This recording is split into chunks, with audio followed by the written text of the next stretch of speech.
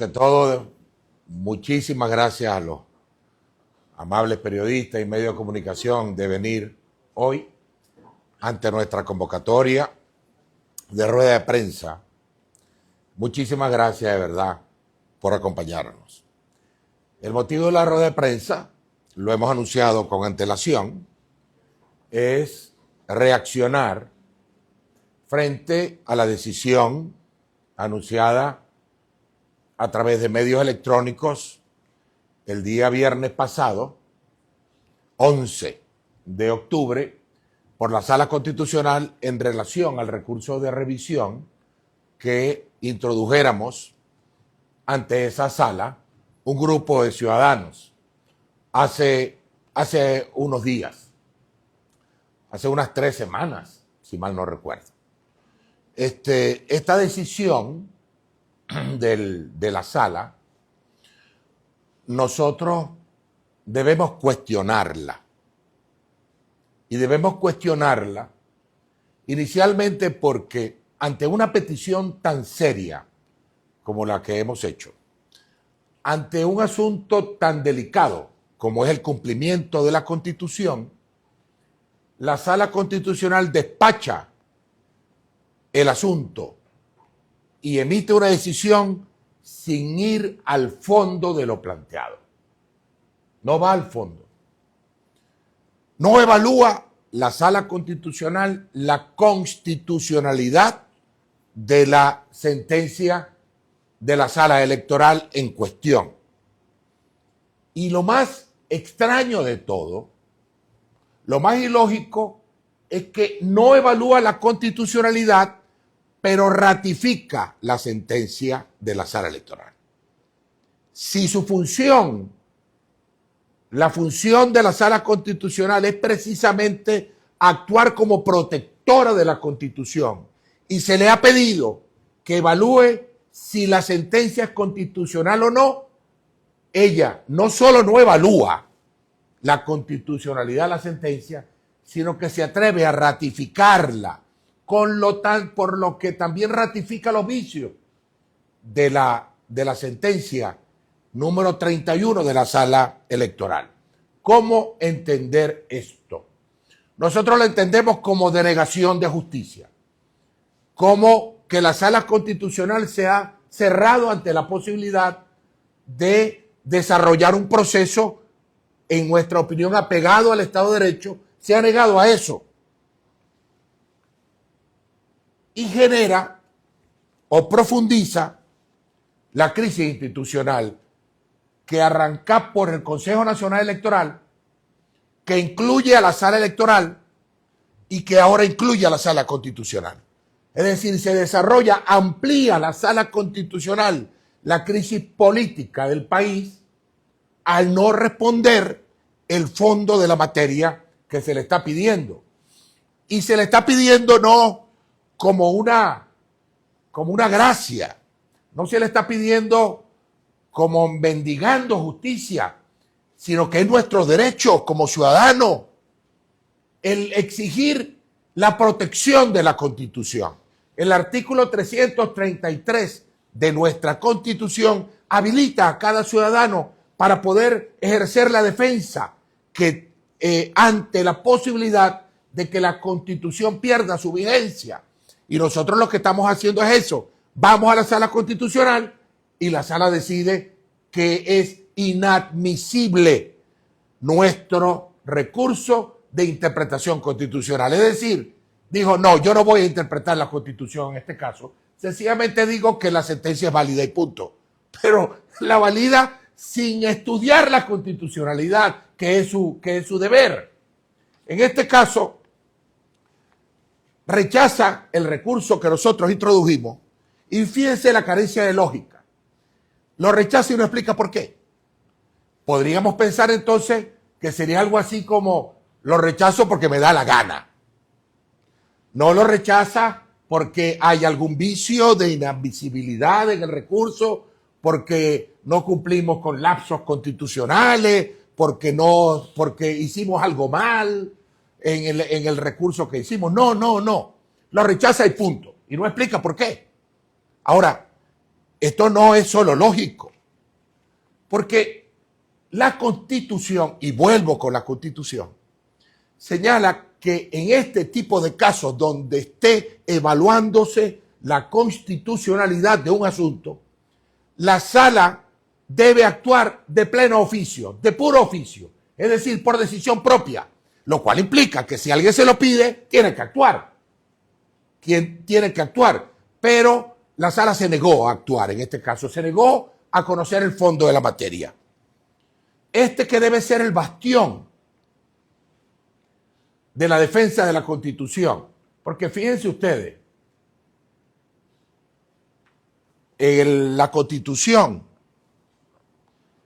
señala que la labor de la Sala Constitucional está contenida aquí, en el título 8º. El título 8º de la Constitución, fíjense cómo se denomina, de la protección de esta Constitución. Es decir, que la Constitución debe ser protegida. En ese título 8 está resumido la labor de la Sala Constitucional y del resto de los órganos jurisdiccionales en el Tribunal Supremo de Justicia en la materia de la protección de la Constitución. Y ella irrespetó ese título 8. Me refiero a la Sala Constitucional. Me refiero a ella, a aquella que eligió no evaluar la constitucionalidad del asunto, sencillamente despachando el tema como de poca importancia. Y lo que hizo en su decisión fue repetir y respaldar la decisión de la Sala Electoral sin evaluarla. Y repito, profundizando por lo tanto, no solo la crisis política, sino que también está profundizando los vicios que la Sala Electoral cometió en la sentencia número 31 de la Sala Electoral, he dicho.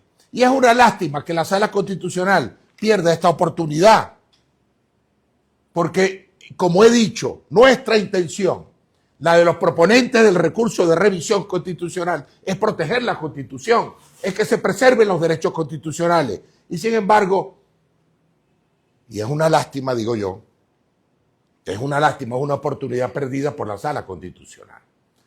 Emite su decisión,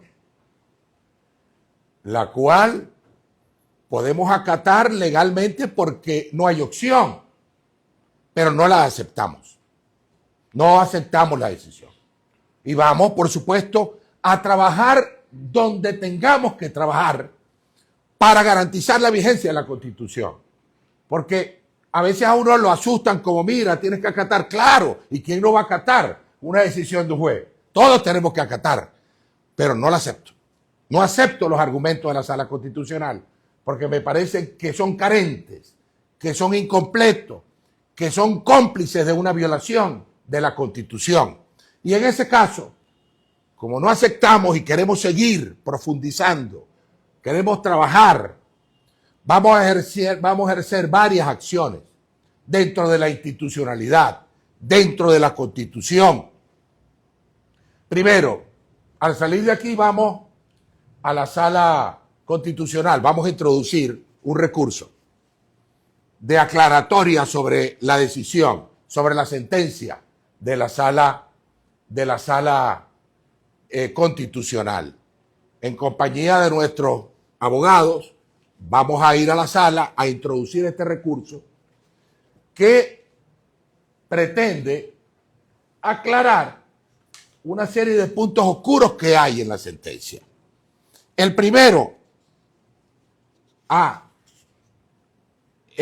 es el punto oscuro que nos responde a la Sala Constitucional si ella ratificó la omisión de prueba que nosotros denunciamos en la Sala Electoral. Porque tiene que respondernos. Ahí hay una omisión de prueba. Y nosotros queremos saber si la sentencia de la Sala Constitucional ratifica esa omisión de prueba. Y la omisión de prueba no es otra cosa, sino que la Sala Electoral ni la Constitucional podían decidir este tema sin contar los votos contenidos en las urnas electorales. Porque es la prueba máxima, es la final. Y no solo omitieron solicitar la prueba, sino que se hicieron los locos por completo, tanto en la electoral como en la constitucionalidad, como en la constitucional. Luego, bueno, que ante la decisión de la Sala Constitucional, el otro punto oscuro que me diga si efectivamente la Sala Electoral violó o no la Constitución, porque no responde en la decisión ese tema y es crucial, pero que nos responda, que nos aclare, ¿violó o no la Constitución la Sala Electoral? Tercero, que nos responda si la Sala Constitucional y el resto de los juzgados de la República no pueden actuar de oficio en esta materia. Que nos responda, porque tenemos una duda. Porque nosotros sí creemos que no podía declararse inadmisible nuestro recurso. Luego, el tema de que si la Sala Constitucional considera que los resultados quedan ratificados, incurriendo en el mismo error de juzgamiento que incurrió la Sala Electoral de no contar los votos. Entonces allí hay otro punto oscuro que queremos que nos aclare. Ese documentico lo vamos a meter ahora, en unos minutos al salir de la rueda de prensa, para que se nos aclare esta situación que consideramos está oscura. Por ese lado. Y por el otro vamos a pedir que se nos entregue la sentencia de la Sala Constitucional. Es importante este detalle ante la opinión pública. La Sala Electoral no ha publicado su sentencia, número 31. La hemos ido a pedir y no aparece la sentencia. La Sala Electoral no publica sentencia, por lo tanto. El CNE no publica resultados. Ahora la Sala Constitucional tiene que publicar la sentencia completa. Porque si no, ¿en presencia de qué estamos?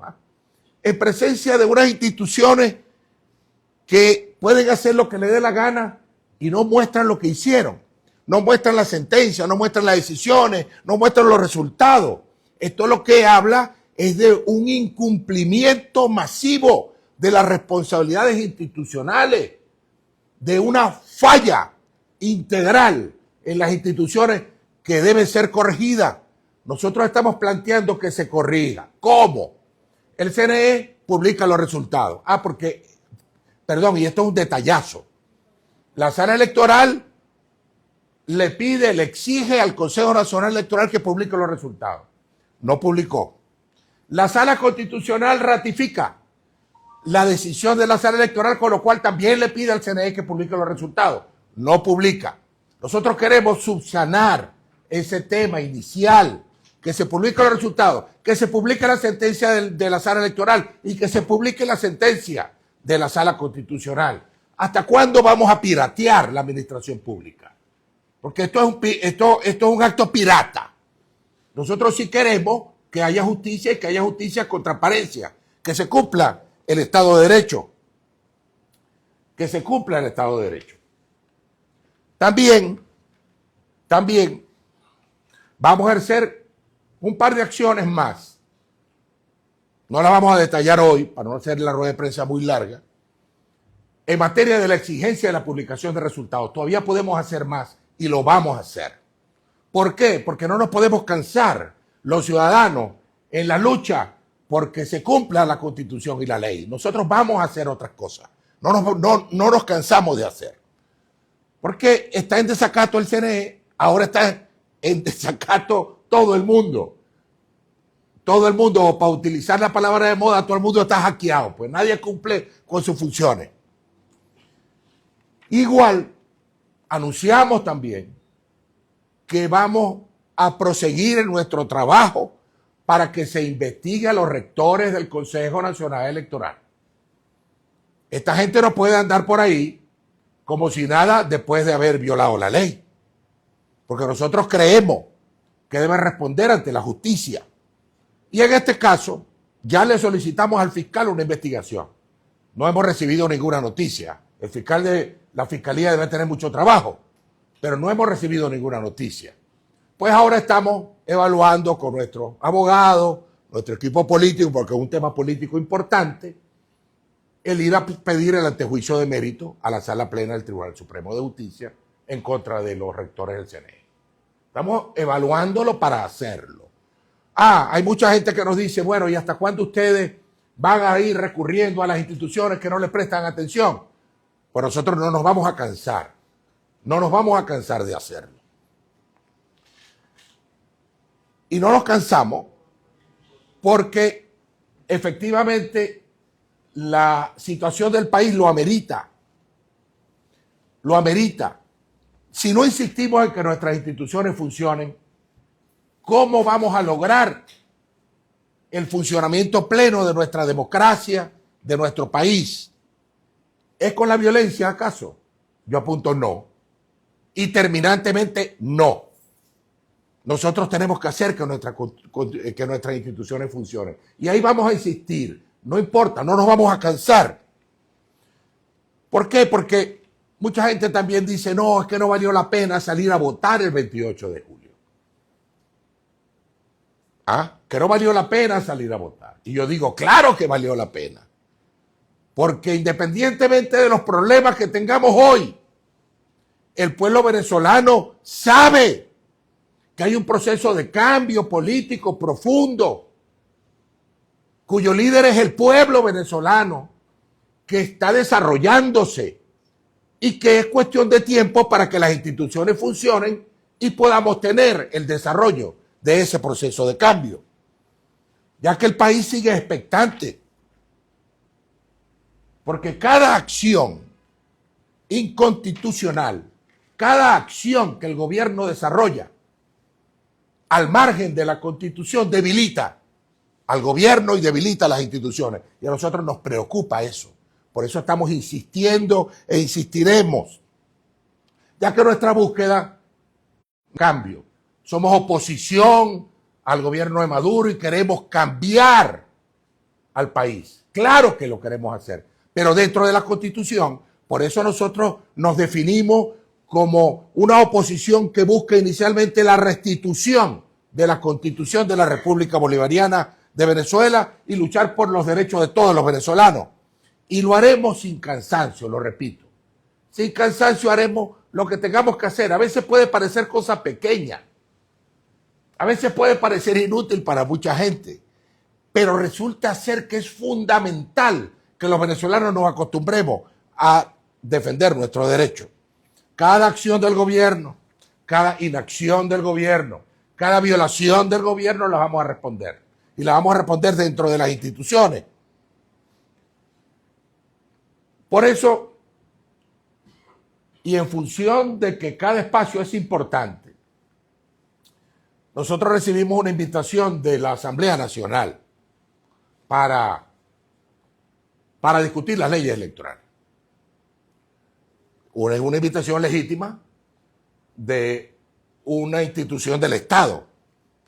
Y nosotros aceptamos esa invitación como partido, como Centrados en este caso. Y Centrados está enviando una delegación para que discuta todo esto, pero en el marco de una correspondencia que le dirigimos a la Asamblea Nacional. Este es nuestro marco, lo que queremos hacer. Es una carta que publicamos ya en redes sociales, pero que la vamos a republicar y que plantea, primero, que para nosotros el diálogo es continuo y debe ser sincero. No puede ser un monólogo, no puede ser asimétrico tampoco, en el cual haya un sector que tenga entonces el poder y el control y los demás estamos invitados como de bulto. No puede ser asimétrico, no puede ser un monólogo, no puede ser tampoco con un mazo en la mano. Es que si tú no vienes, entonces te doy con el mazo. No puede ser, porque hay libertades en Venezuela que nosotros queremos rescatar. Debe ser abierto y sincero. Y debo advertir que vamos a denunciar cualquier desviación que vaya hacia la profundización antidemocrática.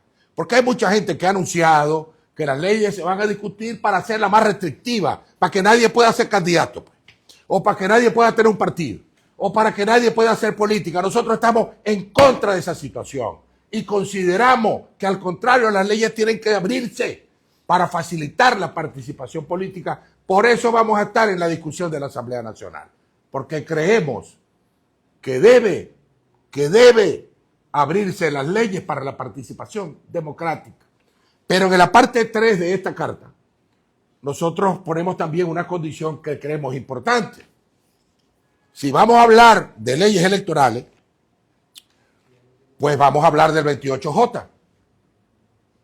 Porque ahí hay una deuda, allí se violó la ley electoral. Entonces tiene que haber un acuerdo dentro de la Asamblea para que se publiquen los resultados. Esa es nuestra exigencia. Y así lo estamos planteando, que no se trata de borrón y cuenta nueva. No, se trata de arreglar lo que tenemos malo en la casa y proseguir con el diseño de un país diferente. Y hay algo que también queremos agregar ya finalmente en nuestra rueda de prensa, que este tipo de cuestiones como la discusión de las leyes electorales, que pudiera ser muy útil para el país, y yo espero que lo sea, no puede verse aislado, porque se trata de que las leyes electorales deben mejorarse para mejorar la participación. Y nosotros vamos a hacer una propuesta sobre la ley orgánica de procesos electorales, la ley del poder electoral, la ley de partidos políticos. Vamos a hacer una propuesta, la vamos a llevar el miércoles. Nuestros documentos con propuestas, con todo eso. Muy bien. Pero es que aparte de eso, se nos tiene que garantizar el ejercicio de la política. Ahorita hacer política en Venezuela es un peligro. ¿Cuántos presos políticos no tenemos? ¿Por qué? Por protestar, por hacer política. Nosotros creemos que sería un contrasentido pensar en recuperar una vía electoral sin garantizar el ejercicio de la política. Sin decir, usted puede hacer política sin temor a que lo metan preso. Porque no tiene sentido, por lo tanto. Y en ese caso nosotros, en el punto 4 de la correspondencia a la Asamblea Nacional, resaltamos algo que hoy queremos anunciar. Que nosotros estamos proponiendo en el desarrollo de las condiciones una ley de amnistía general. ¿Para qué? Para que todos estos muchachos y toda la gente que se encuentra tras las rejas por hacer política o por protestar sea liberado. Y eso se convierte en una garantía para el país de que efectivamente es posible hacer política. Una ley, y la hemos denominado Ley de Amnistía y Reconciliación Nacional. Esta ley no nace de un capricho nuestro, es una necesidad que tiene el país. La vamos a empezar a discutir entre nosotros. Vamos a llevarla a los partidos políticos, vamos a llevarla a la sociedad civil y al final, por supuesto, la llevaremos a la Asamblea Nacional para que la Asamblea Nacional, que es la encargada de legislar, pueda discutir esta ley. Entonces, nosotros no perdemos la esperanza, venezolanos, no perdemos la esperanza. Vamos a trabajar incansablemente como lo estamos haciendo para que nuestras instituciones funcionen. Vamos a trabajar para resolver el tema de los presos políticos. Y ahí me detengo porque esto es un drama personal. Mucha gente se nos acerca con un hijo, con un hermano, con el padre, con la mamá presa. Y uno no sabe qué responderle porque yo sé perfectamente que no se trata de un tema jurídico individual. Con decirle, venezolanos que nos están viendo, que a esta gente no se le permite un defensor privado. No se le permite el derecho a la defensa. No tienen visita. ¿Cómo lo resolvemos? Nosotros proponemos que con una ley de amnistía. Nosotros proponemos que con una ley de amnistía, para que la justicia llegue a estas familias que hoy están sufriendo y que podamos tener tranquilidad para hacer la política y para levantar al país en un proceso diferente. Así que bueno, anunciamos todas estas acciones que ejercemos y la terminamos con una acción que no implica el aterrizaje de inmediato, porque es un tema muy grueso y no se trata de una propuesta sencilla que hagamos, sino que la concertemos en la sociedad y nosotros vamos a presentar una propuesta para concertarla ante la sociedad venezolana. Muchas gracias, abierto a sus preguntas.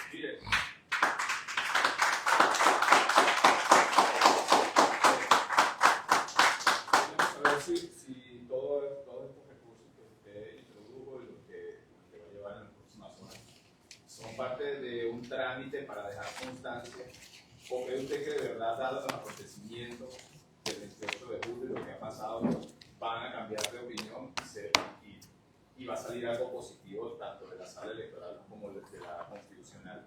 ¿Usted cree que eso puede pasar o es que tiene otra estrategia y está dejando constancia? No, yo tengo la convicción como venezolano de que Venezuela puede y va a cambiar. Puede y va a cambiar, que los venezolanos nos merecemos un país con Estado de Derecho, un país donde la justicia impere, un país donde podamos participar sin miedo, no el país del terror que tenemos hoy, sino un país de tranquilidad y de convivencia. Y yo estoy seguro, estimado amigo, que eso se construye por las vías institucionales, por difícil que parezca. No hay manera sino por esa vía.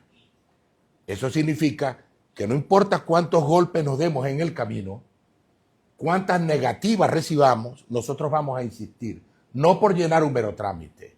No, nosotros estamos absolutamente convencidos que el pueblo venezolano merece vivir en paz, sin desasosiego, y eso implica no solamente a quien les habla y su responsabilidad, porque nosotros creemos en el ejercicio de un liderazgo responsable, un liderazgo que le da la cara a la gente y que se ocupa de ellos. No solamente depende del accionante, depende de las instituciones y del gobierno. Y allí va lo que yo creo que debería hacer el gobierno. El gobierno debería abrir las válvulas para aliviar la presión que tiene Venezuela. Pero no hay negociación entonces. No, bueno, yo no participo de ninguna. Yo no sé si algún sector está planteándose una negociación. Hasta donde yo entiendo, el gobierno está negado a una ruta negociada. En este momento hay algunos gestos que yo creo que hay que aprovecharlos. Yo no veo esto, y aprovecho tu repregunta, yo no veo esto que se solucione con un diálogo encerrado en una oficina, como pactando o negociando cosas a espaldas de la gente. Yo veo esto como un diálogo político ante la opinión pública. Cuando nosotros planteamos estas acciones, lo planteamos en la oportunidad de que el gobierno nos responda. Y por supuesto, cada respuesta negativa va generando un costo para el gobierno y va generando la solidez del camino. Por supuesto, nosotros vamos a insistir y lo hacemos en un proceso de diálogo institucional ante la opinión pública. Nosotros no estamos escondiendo nuestras propuestas ni la estamos negociando con el gobierno de forma previa. Nosotros la lanzamos y bueno, y vemos la respuesta que el gobierno tenga que darnos. Y en función de eso se va construyendo un camino. ¿Habrá respuesta positiva en algún momento? ¿Podremos canalizar esta energía que tiene Venezuela en la dirección institucional? Yo estoy seguro que sí y por eso insistimos. Se puede hablar, Bien usted. Se puede hablar de elecciones regionales para el año que viene, cuando tenemos el precedente y toda la lucha que se ha hecho por los resultados del 28 de julio. Yo creo que eso es un momento cuyo éxito ante el país debe ser construido. No se puede decretar desde hoy. Mira que vamos a elecciones en ese momento. No, yo creo que el país está en tanto desasosiego y con tantos problemas institucionales que ya llegaremos a ese momento a ver cómo llegamos. Nosotros pretendemos hacer nuestras propuestas para llegar bien, para que se llegue bien, para que esa elección no sea una pérdida de tiempo, no sea un formalismo, sino que venga a solucionar. Nosotros reclamamos que el 28J debió ser un mecanismo de solución y no lo fue. Y no lo fue precisamente porque se violó las leyes asociadas a la institución. La primera, el Consejo Nacional Electoral.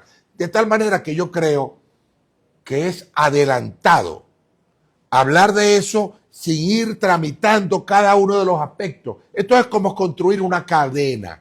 Ese eslabón lo tenemos muy delante. Hay que ir colocando eslabones institucionales que garanticen que esa elección pueda ser buena. Y a propósito, hay que hacerla. Eso corresponde para el año que viene, igual que en la de la Asamblea Nacional. Esas elecciones existen, pertenecen al mundo real, están allí, tenemos que asumirla. Pero yo creo que hay que asumirla con la objetividad de que tiene que cambiar muchas cosas de aquella para que esto pueda tener éxito. El Parlamento está llamando a un diálogo para hacer posible algunas reformas en el plano electoral, pero paralelamente algunos diputados están haciendo invitación para cancelar pasaportes que se han vencido afuera y no renovar, que ahora está proponiendo la idea de eliminar la nacionalidad a aquellos venezolanos que estén, entre comillas, conspirando contra el país. ¿Qué opina usted sobre eso? No, que me parece un contrasentido y peligrosísima propuesta. Ese sí es fascismo, ¿ves? Eso es terrible.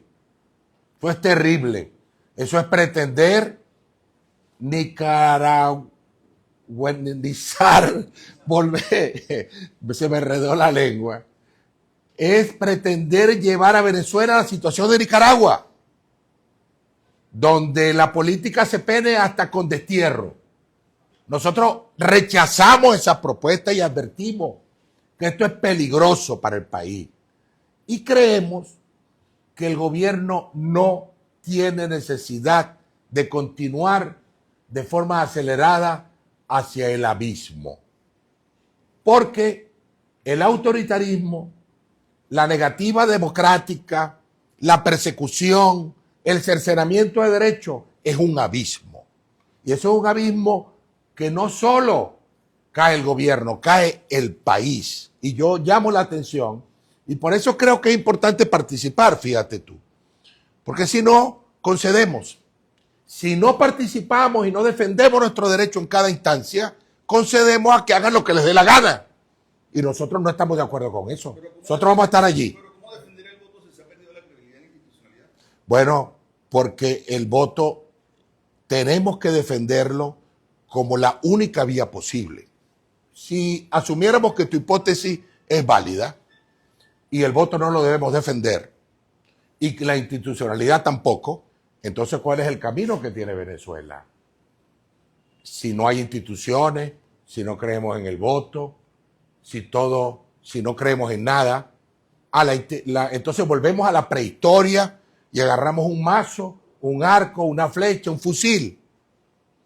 Porque esa es la única alternativa y nosotros nos negamos a eso. Venezuela no está en la prehistoria, Venezuela no somos salvajes, no somos violentos y nosotros queremos resolver esto por la vía institucional. Y por eso vamos a estar insistiendo. Que nos impiden y nos niegan y nosotros continuamos. Que también desde la Asamblea llevan a cabo la protesta ha iniciado para la reforma del poder moral, que evidentemente está incluso en la Fiscalía General. ¿Qué expectativas tienes con esto? Un nuevo nombramiento con base a que además hay una solicitud de investigación a los rectores a través de la Fiscalía y que si tienes alguna expectativa con quién va a estar en la titularidad del Ministerio Público. La verdad es que tengo que ver cómo avanza eso. Hasta ahora ha sido un anuncio, ¿no? Vamos a esperar. Yo sí creo que esa designación tiene que hacerse. Ya el tiempo vencido de las autoridades del poder moral y tiene que hacerse. Y llamo la atención a que se haga apegado a la Constitución. Por ejemplo, cuando tú hablas del fiscal y del contralor, por hablar de dos figuras, en la tradición republicana pasada y en la de la mayoría de los países del planeta Tierra, estas dos figuras, por ser uno el contralor del Estado y otra el fiscal que defiende los derechos humanos, sobre todo, son figuras que no deben estar asociadas al partido de gobierno. Son figuras que deben estar asociadas a la sociedad misma para poder desarrollar sus funciones de control y sus funciones de acusación fiscal. Y ese es lo que nosotros proponemos. Que no se despache esto sencillamente como una rebatiña de poder, sino que efectivamente se cumpla la Constitución y aprovechemos la oportunidad. En algún momento la Constitución tiene que imperar. Este es un buen momento para eso.